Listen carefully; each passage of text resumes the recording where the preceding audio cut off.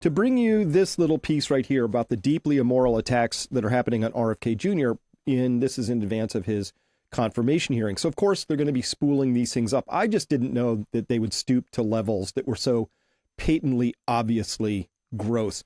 The story is this. You probably saw this. It was on NBC News.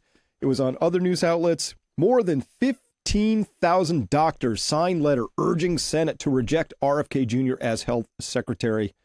Wow. Their letter calls the choice of Robert F. Kennedy Jr. a slap in the face to healthcare professionals. So that's the news. And by the way, the only thing I want to know is I want to know the names of these 15,000 doctors. And I put that in quotes, and you'll see why in a second. Because I don't ever want to use these people as my doctor. I'd kind of like to know who they are. By the way, sounds like a big number. That would be about 1.5% of all the doctors in the country. If it was even true, I have reason to suspect it's not even true.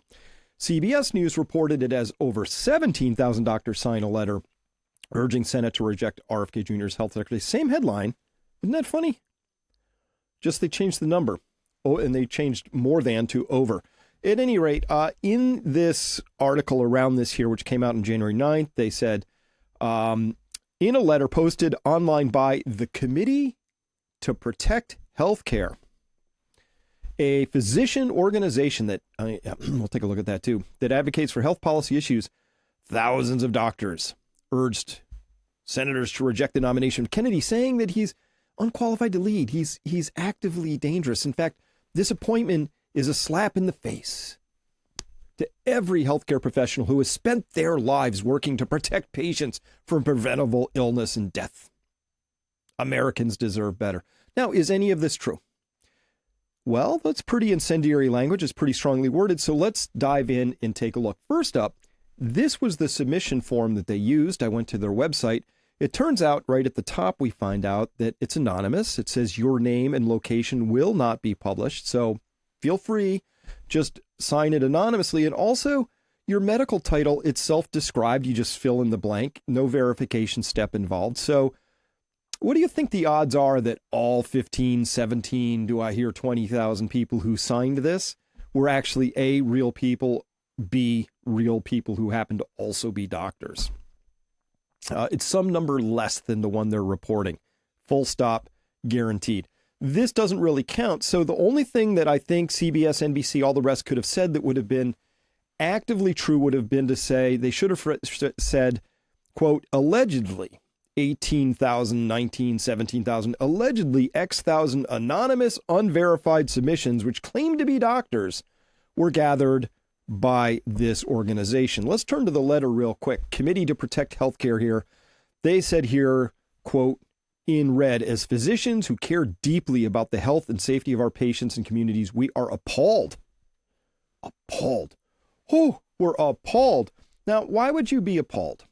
I mean, that's a pretty strong emotional term right there. And you can see these people up there. Mona Mangat signed her name to this. MD. How embarrassing. I'm just going to embarrass all of these people, but they deserve to be embarrassed. How embarrassed. I would be just mortified if I was these people. You'll see why in a second. Ian Bett, Farhan Bhatti, Kali Cyrus, Gabby Goldstein, Martha Grant, and Honorable Mark Schauer. Dishonorable, more like it.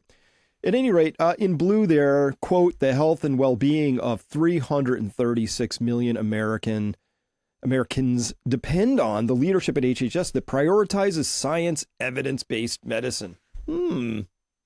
Like all that science about giving the jab to pregnant women that didn't exist? You mean all the science where Pfizer wanted to hide the data for 75 years, and then when it was finally unsealed, we found out, there was a lot of science-based stuff in there that had nothing to do with health and was very ruinous and damaging. You mean like that kind of stuff? I'll get into this more because it's really, really pretty gross. The appointment, they say here, is an affront to the principles of public health. That's only true if those principles include making people sicker, because that's the actual system we currently have.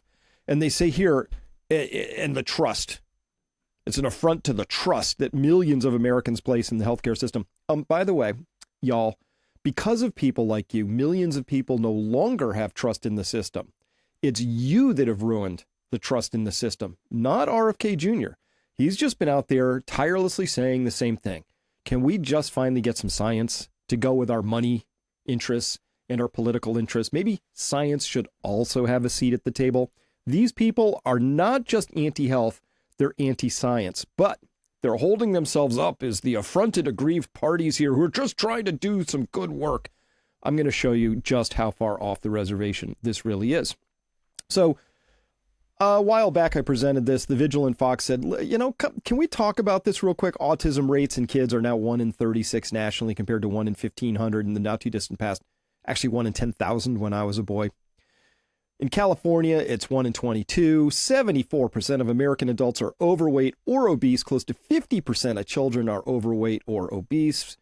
50% of American adults have prediabetes or type 2 diabetes. 30% of teens now have prediabetes.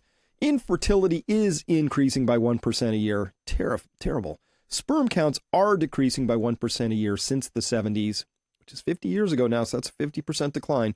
Young adult cancers are up 79%, and it's toxic foods, toxic environment.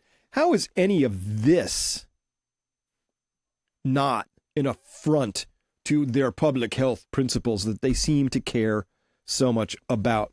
Now, Melissa Chen, I think, grabbed this really well. She's talking about this article, the 15,000 doctors opposing RFK Jr. She said, it actually was organized by a nonprofit called the Committee to Protect Healthcare. And it's not a nonprofit, which is a 501c3. This is a 501(4). Okay. And so the 501(4) is a political action committee. It's a PAC. It takes money and it's a nonprofit, but these aren't tax deductible donations.